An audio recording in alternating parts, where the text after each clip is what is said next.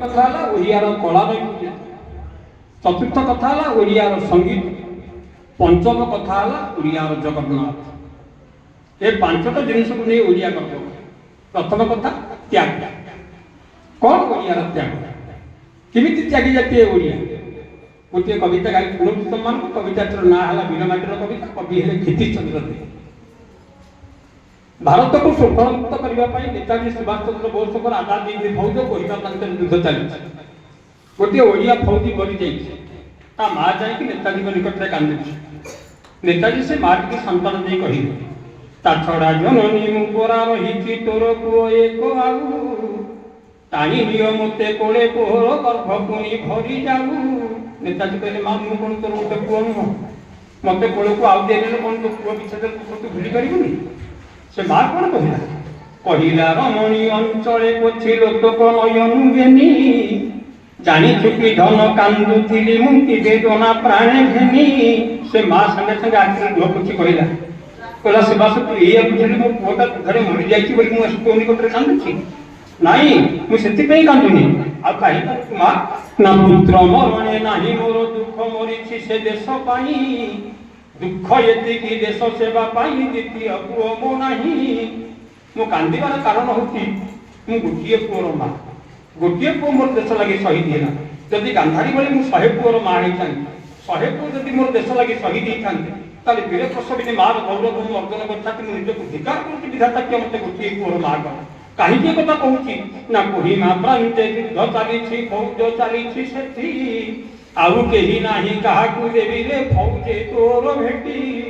मोर भाग्यर विडंबना गोटिए पुओर माँ बोली मो निजको धिकार करूछि। ताले चिंता कर पिला माने जाति केड़े त्यागी जाति थिला। आउ गोटिए दृष्टांत आपण मानकर तापंगर दल बेहेरा माधव चंद्र राउतराय महोदय का नाम शुणुवे पिला माने। ब्रिटिश सरकार ता मुंड पे 1000 सुनाम घोषणा कर तापंगर दल बेहेरा जंगल भीतर लुचि लुचि बुलुछंती। जराजीर्ण शरीर हो गलानी, दाढ़ीदेश बढ़ीगलानी, नख बढ़ीगलानी, गछर बलबल पिंधुछंती, झरणार जल गछर फल खाई जीवन धारण कर। यही समय चिलिकार गोटे केउट ना जार चिंता जाली चिलिका कूल सोरण ग्रामर चिंता जाली नामे धीवर तापंगगढ़ को बाट खोजुला पचारि पचारि खबर। ता डंगाटा बुड़ी जाइए, घरटा बात्यारे भांगी जाइए, 5 प्राणी कुटुंब खाइबा पाऊ ना। गाँ वाला कहले तू तापंगर दल बेहेरा निकट को जा, निकटर किसी अनुकंपामूलक साहाय्य पाइले बंचीज तो संसार। से जाऊँगी तापन सहसा देखिला दाढ़ी नख निश पड़ी एक वृद्ध को जंगल कांथिरे गछ को आगुची चाही रही वृद्ध को। देखिला जंगल बाटर जाऊ जाऊ जड़े जीर्णशीर्ण वृद्ध गोटे गछ को आउची हताश भाव में आकाश को चाहिए।